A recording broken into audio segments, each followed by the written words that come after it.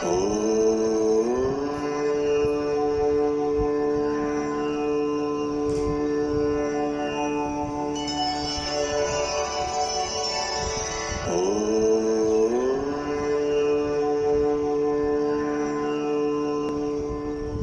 नमः शिवाय। हम आज शिव पुराण की श्री रुद्र संहिता का प्रथम खंड के 7वां व 8वां अध्याय पढ़ेंगे। 7वें अध्याय का शीर्षक है विवादग्रस्त ब्रह्मा विष्णु के मध्य अग्निस्तंभ का प्रकट होना। ब्रह्मा जी कहते हैं, हे देव ऋषि, जब नारायण जल में शयन करने लगे तब शिवजी की इच्छा से विष्णु जी ने नाभि से एक बहुत बड़ा कमल प्रकट हुआ। उसमें असंख्य नालदंड थे। वह पीले रंग का था और उसकी ऊंचाई भी कई योजन थी। कमल सुंदर, अद्भुत और संपूर्ण तत्वों से युक्त था। वह रमणीय और पुण्य दर्शनों के योग्य था। तत्पश्चात भगवान शिव ने मुझे अपने दाहिने अंग से उत्पन्न किया। उन महेश्वर ने अपनी माया से मोहित कर नारायण देव के नाभि कमल में मुझे डाल दिया और लीलापूर्वक मुझे प्रकट किया। इस प्रकार उस कमल से पुत्र के रूप में मुझे जन्म मिला। मेरे 4 मुख, लाल मस्तक पर त्रिपुंड धारण किए हुए थे। भगवान शिव की माया से मोहित होने के कारण मेरे ज्ञान शक्ति बहुत दुर्लभ हो गई थी और मुझे कमल के अतिरिक्त और कुछ भी दिखाई नहीं दे रहा था। मैं कौन हूँ, कहाँ से आया हूँ, मेरा कार्य क्या है, मैं किसका पुत्र हूँ, किसने मेरा निर्माण किया है, कुछ इसी प्रकार के प्रश्नों ने मुझे परेशानी में डाल दिया था। कुछ क्षण बाद मुझे बुद्धि प्राप्त हुई और मुझे लगा कि इसका पता लगाना बहुत सरल है। इस कमल का उद्गम स्थान इस जल में नीचे की ओर है और इसके नीचे मैं उस पुरुष को पा सकूंगा जिसने मुझे प्रकट किया है। यह सोचकर एक नाल को पकड़कर मैं 100 वर्षों तक नीचे की ओर उतरता रहा, परंतु फिर भी मैंने कमल की जड़ को नहीं पाया। इसलिए मैं पुनः ऊपर की ओर बढ़ने लगा। बहुत ऊपर जाने पर भी कमल कोश को नहीं पा सका। तब मैं और अधिक परेशान हो गया। उसी समय भगवान शिव की इच्छा से मंगलमयी आकाशवाणी हुई। उस वाणी ने कहा, तपस्या करो। उस आकाशवाणी को सुनकर अपने पिता का दर्शन करने हेतु मैंने तपस्या करना आरंभ कर दिया और 12 वर्ष तक घोर तपस्या की। तब 4 भुजाधारी सुंदर नेत्रों से सुशोभित भगवान विष्णु प्रकट हुए। उन्होंने हाथों में शंख, चक्र, गदा और पद्म धारण कर रखे थे। उनका शरीर श्याम कांति से सुशोभित था। उनके मस्तक पर मुकुट विराजमान था तथा उन्होंने पीतांबर वस्त्र और बहुत से आभूषण धारण किए हुए थे। वह करोड़ों कामदेवों के समान मनोहर दिखाई दे रहे थे और सांवली व सुनहरी आभा से शोभित थे। उन्हें वहां देखकर मुझे बहुत हर्ष व आश्चर्य हुआ। भगवान शिव की लीला से हम दोनों में विवाद छिड़ गया कि हम में बड़ा कौन है। उसी समय हम दोनों के बीच में एक ज्योतिर्मय लिंग प्रकट हुआ। हमने उसका पता लगाने का निश्चय किया। मैंने ऊपर की ओर और विष्णु जी ने नीचे की ओर उस स्तंभ के आरंभ और अंत का पता लगाने की चलना आरंभ किया, परंतु हम दोनों को उस स्तंभ का कोई और छोर नहीं मिला। थककर हम दोनों अपने उसी स्थान पर आ गए। हम दोनों ही शिवजी की माया से मोहित थे। श्री हरि ने सभी ओर से परमेश्वर शिव को प्रणाम किया। ध्यान करने पर भी हमें कुछ ज्ञात न हो सका। तब मैंने और श्री हरि ने अपने मन को शुद्ध करते हुए अग्नि स्तंभ को प्रणाम किया। हम दोनों कहने लगे, महाप्रभु, हम आपके स्वरूप को नहीं जानते। आप जो भी हैं, हम आपको नमस्कार करते हैं। आप शीघ्र ही हमें अपने असली रूप में दर्शन दें। इस प्रकार हम दोनों अपने अहंकार को भूलकर भगवान शिव को नमस्कार करने लगे। ऐसा करते हुए 100 वर्ष बीत गए। 8वां अध्याय, जिसका मुख्य शीर्षक है ब्रह्मा विष्णु को भगवान शिव के दर्शन। ब्रह्मा जी बोले, मुनि श्रेष्ठ नारद, हम दोनों देवता घमंड को भूलकर निरंतर भगवान शिव का स्मरण करने लगे। हमारे मन में ज्योतिर्लिंग के रूप में प्रकट परमेश्वर के वास्तविक रूप का दर्शन करने की इच्छा और प्रबल हो गई। शिव शंकर गरीबों के प्रतिपालक, अहंकारियों के गर्व को चूर करने वाले तथा सबके अविनाशी प्रभु हैं। वे हम पर दया करते हुए हमारी उपासना से प्रसन्न हो गए। उस समय वहाँ उन सुरश्रेष्ठ से ओम नाद स्पष्ट रूप से सुनाई देता था। उस नाद के विषय में मैं और विष्णु जी दोनों यही सोच रहे थे कि यह कहाँ से सुनाई पड़ रहा है। उन्होंने लिंग के दक्षिण भाग में सनातन आदि वर्ण आकार का दर्शन किया, उत्तर भाग में उकार का, मध्य भाग में मकार का और अंत में ओम नाद का साक्षात दर्शन एवं अनुभव किया। दक्षिण भाग में प्रकट हुए आकार का सूर्य मंडल के समान तेजोमय रूप देखकर जब उन्होंने उत्तर भाग में देखा तो वह अग्नि के समान दीप्तिशाली दिखाई दिया।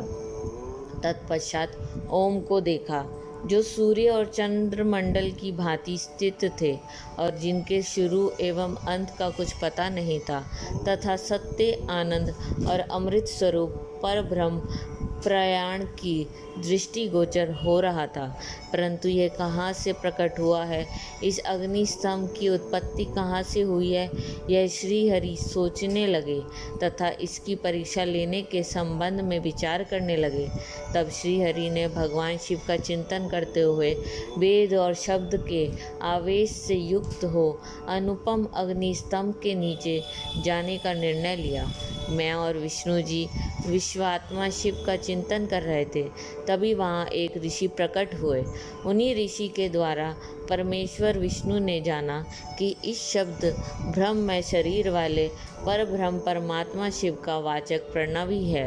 वह एक सत्य परम कारण, आनंद, अकृत, परात्पर और पर ब्रह्म है।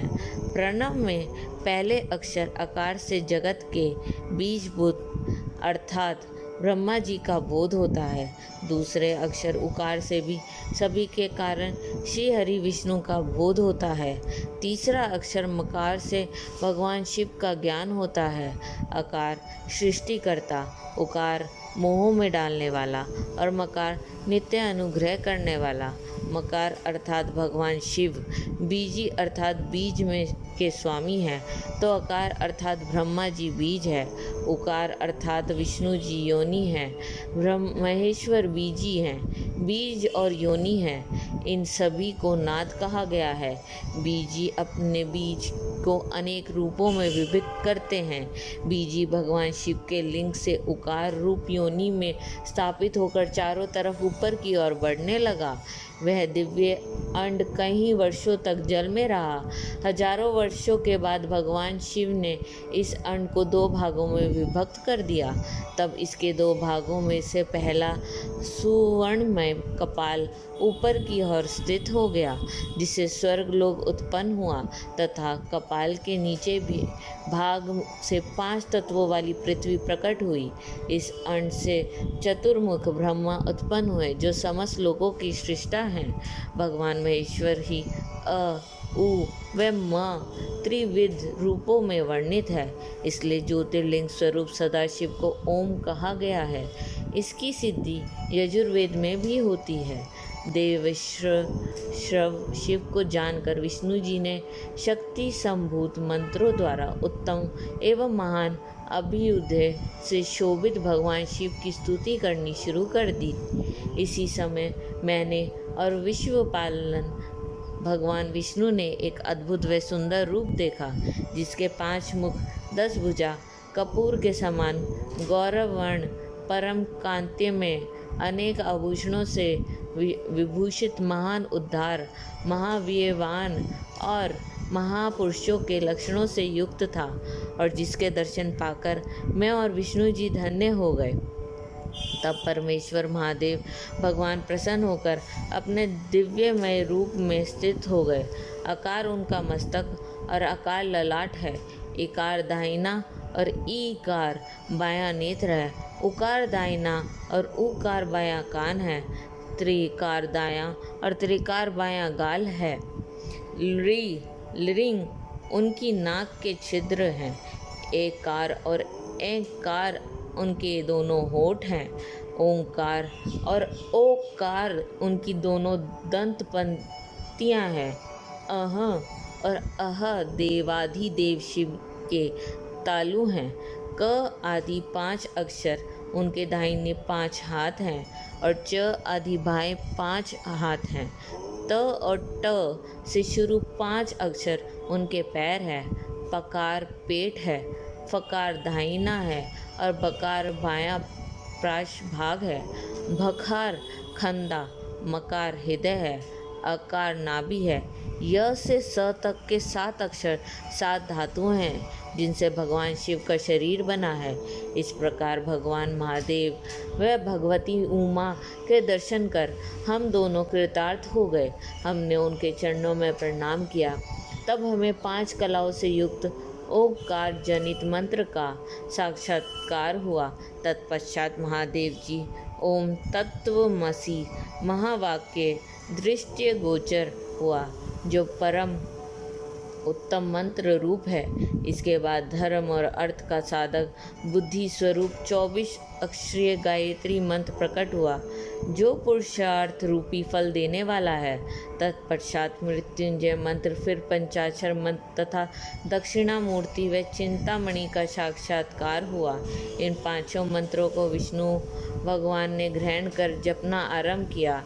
ईशों के मुकुट मणि ईशान है, जो पुरातत्व पुरुष हैं, हृदय को प्रिय लगने वाले, जिनके चरण सुंदर हैं, जो सांप को आभूषण के रूप में धारण करते हैं, जिनके पैर व नेत्र सभी ओर हैं, जो मुझ ब्रह्मा के अधिपति, कल्याणकारी तथा सृष्टि पालन एवं संहार करने वाले हैं।